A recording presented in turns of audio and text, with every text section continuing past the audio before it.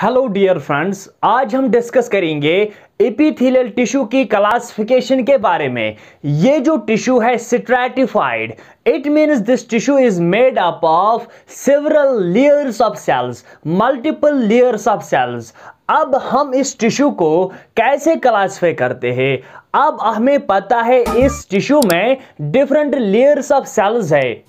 अब outer most shell layer की क्या शेप है?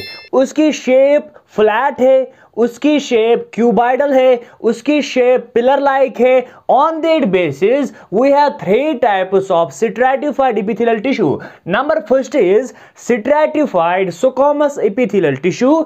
इसकी जो आउटर मोस्ट सेल्स की शेप है वो है फ्लैट।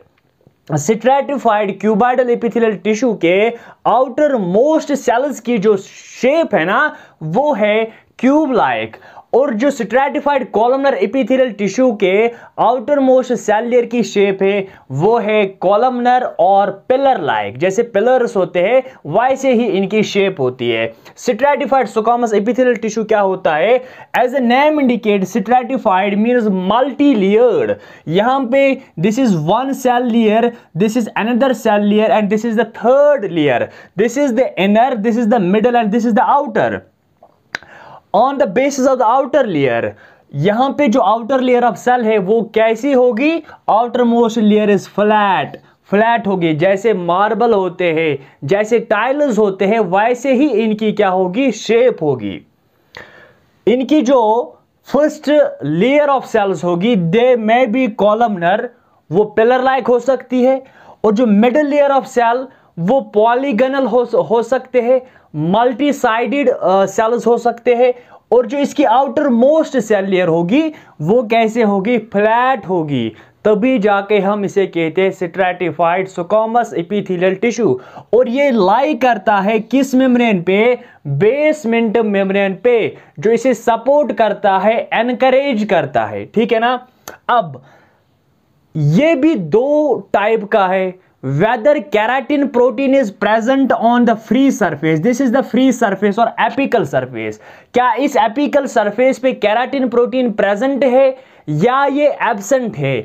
अगर प्रेजेंट है इस स्ट्रैटिफाइड स्क्वैमस एपिथेलियल टिश्यू में keratin, then we call this as a keratinized stratified squamous epithelial tissue. अगर एब्सेंट है केराटिन प्रोटीन तो इसे हम कहते हैं non keratinized stratified squamous epithelial tissue. अब देख लीजिएगा, केराटिनाइज्ड वाले में केराटिन प्रोटीन प्रेजेंट होता है और ये हार्डनेस देता है। क्या देता है? हार्डनेस। नॉन केराटिन क्या होता है? इसमें नॉन केराटिनाइज्ड, इसमें केराटिन प्रोटीन एब्सेंट होता है।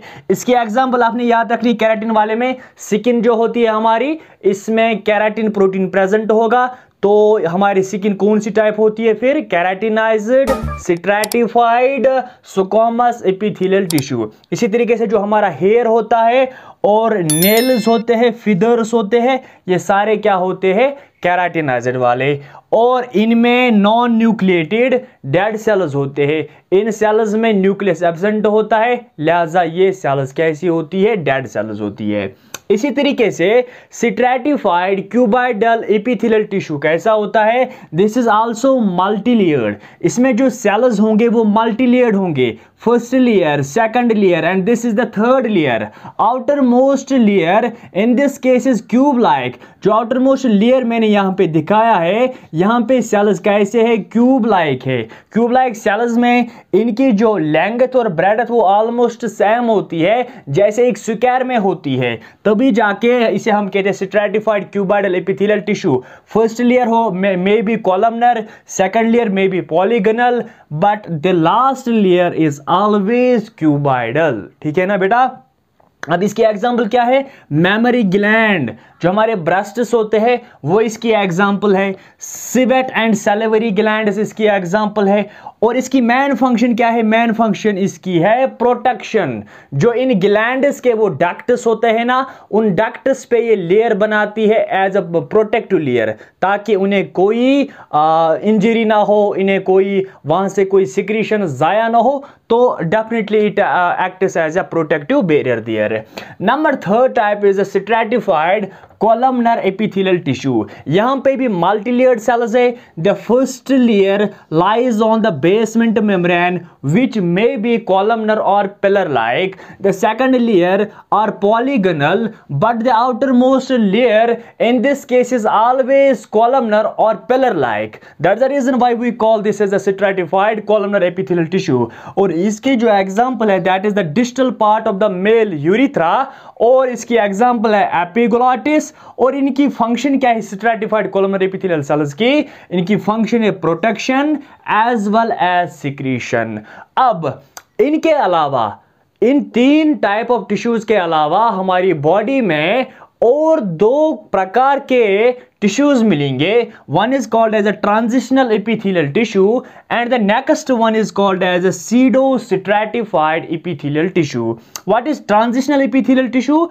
This is multilayered pear shaped cells. Transitional वाला क्या होता है? ये मल्टीलेयर्ड होता है। यहां पे आपको सेल्स मल्टीलेयर्ड मिलेंगे, लेकिन इनकी शेप कैसे होगी? जैसे एक पियर की होती है। This is the only tissue, ये याद रखना, this is the only tissue wire basement membrane is absent. इस वाले टिश्यू में बेसमेंट मेम्ब्रेन क्या होता है? एब्सेंट होता है।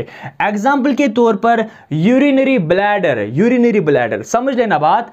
यूरिनरी ब्लैडर वो स्ट्रक्चर होती है जहां पे यूरिन क्या होता है? स्टोर होता है। यूरिन को क्या किया जाता है? स्टोर किया जाता है। अगर ये यूरिनरी ब्लैडर स्ट्रेच होगा, क्या होगा? स्ट्रेच, तो इसकी जो आउटर मोस्ट सेल लेयर होगी वो बनाएगी कैसी? Flat like cells. अगर स्ट्रेच होगा तो फ्लैट लाइक सेल्स, अगर ये अनस्ट्रेचड रहेगा तो वहां पे कौन सी टाइप ऑफ सेल्स रहेंगी? इसमें कॉलमनर सेल्स। जो यूरिनरी ब्लैडर होगा, अगर इसको स्ट्रेच किया जाएगा, जब ये फुल होगा तब कैसी सेल्स इसमें आउटर मोस्ट लेयर में आएंगे? कौन सी? स्क्वामस यानी फ्लैट सेल्स। अगर ये अनस्ट्रेचड है तब जाके वो अपनी पोजीशन रिटेन करेंगे। आउटर मोस्ट सेल्स कैसे आएंगे? कॉलमनर आएंगे। ठीक है ना?